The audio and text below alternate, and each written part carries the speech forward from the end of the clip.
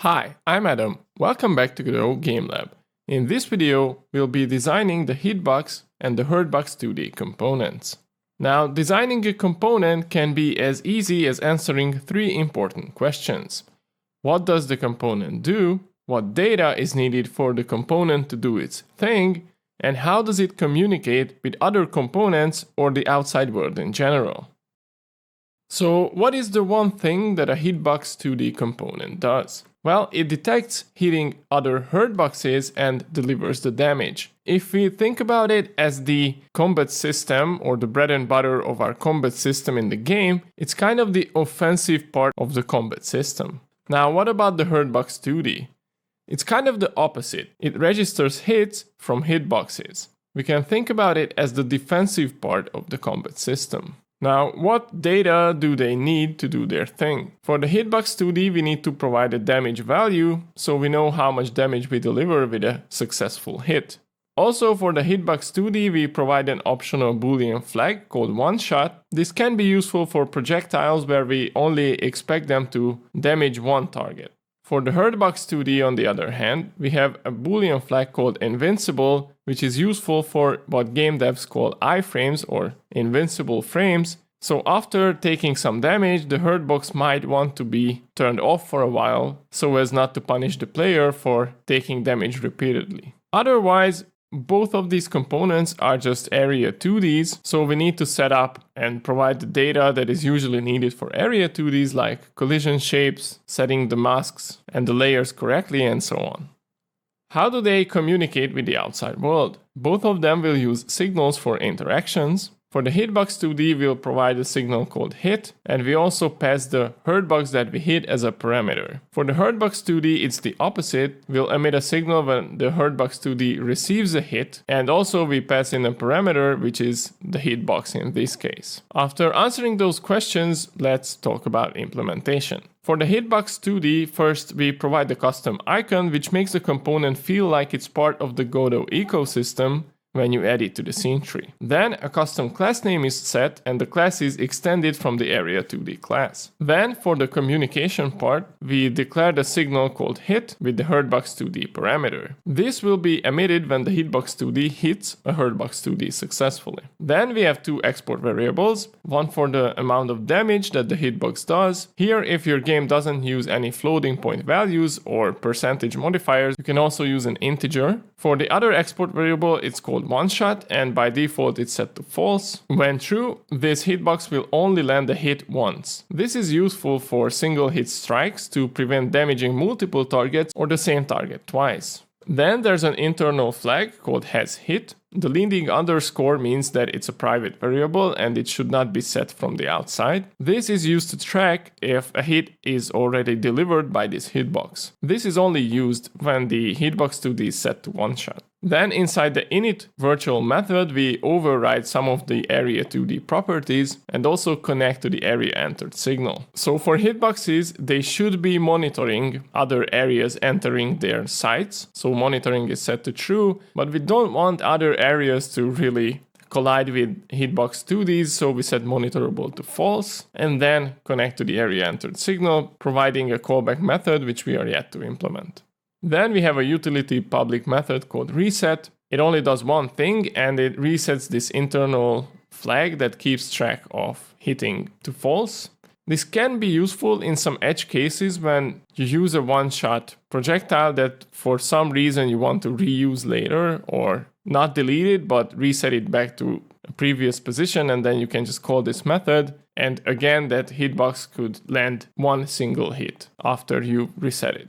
What's more interesting is the callback method when the Hitbox 2D collides with another area. A safeguard is provided first. If the area that we collided with is not a Hurtbox 2D, we don't want to do anything because hitboxes should only hit hurtboxes. That's why we do these two components together. Then the parameter is converted to a Hurtbox 2D with the as keyword, so we can use auto completion. And also we provide an already hit flag, which is only true if the Hitbox 2D is set to one shot and the has hit internal flag is already set to true. Then we provide the second safeguard. If we already hit with this hitbox and it's a one-shot hitbox, or the Hurtbox that we are trying to hit is currently invincible, then we can also return from the method earlier, because in either case we cannot deliver a successful hit. Otherwise, if we survived all the safeguards, then we set the internal flag has hit to true, call the Hurtbox's take hit method, passing in ourselves the hitbox as a parameter. Again, we are yet to implement this because we don't have the Hurtbox 2D implementation yet, but this is the method that the Hurtbox 2D provides to handle taking a hit. And finally, we can emit our hit signal, passing in the colliding Hurtbox as a parameter. That's it for the Hitbox 2D, but we really need to take a look at the Hurtbox 2D as well, so the system together makes sense. We start with the same thing. We provide a custom icon, then the class name and the extent from the area 2D class. Then we'll provide the Hurtbox's signal, the way to communicate. This signal is called hit received, and it passes the Hitbox 2D as a parameter. Then we have one export variable. It's called is invincible. It's a Boolean flag which is set to false by default. Toggling this to true turns on invincibility, so the Hurtbox's owner cannot take hits for that amount of time. And finally, we have this take hit public method, which we called from the Hitbox 2D's callback method, and it's pretty straightforward stuff. We have the hitbox as a parameter, and we have a safeguard first. If this Hurtbox 2D is currently invincible, we can return early from this method. Otherwise, we emit the hit received signal, passing in the hitbox as a parameter. Mind you that we don't really do any damage or health related stuff here, because the components themselves are just responsible for dealing hits and registering taking hits respectively. So what we can do when we actually hook this up in a combat system is connect the owner or another component to the Hurtbox 2D's hit receive signal, and since we have the hitbox information provided, we know how much damage it will deal, so a separate self-contained health or stats system can actually manage taking that amount of damage that we need to take from the hit. And that's it for the implementation part. Let's take a look at this in action. If you like my content, please consider checking out my Ko-fi page, where you can donate one time or become a member and get early access to all my content and videos. Let's look at the scene setup first. So we have a node 2D as sort of the root node for this scene. And we have a couple of sprites here. We have one called the shooting dude. It's just a sprite and it has another sprite attached to it called hand. And we have a couple of enemies which are using the same sort of structure. We have a sprite and we have a Hurtbox 2D attached to them. You can see the collision shape is a capsule that pretty much encapsulates the enemy. And we have a canvas layer for interactivity. We have the background and we have two toggles and the button. The button is used to shoot, to spawn a spear projectile. And we have one toggle setting the one-shot property of the hitbox to true. And we have one for making the first enemy invincible as long as the toggle is set to true. But to shoot, we also need a spear. So we have a different scene called Spear Hitbox 2D. And it's a pretty straightforward scene as well. We have a sprite 2D, a collision shape. The spear itself is set to Hitbox 2D, and we have a visible on-screen notifier 2D as well for the spear to delete itself when it leaves the screen. And you can see the signal connection icon here. What I did is I connected the screen exited signal from the editor to the spear Hitbox 2D's queue-free method.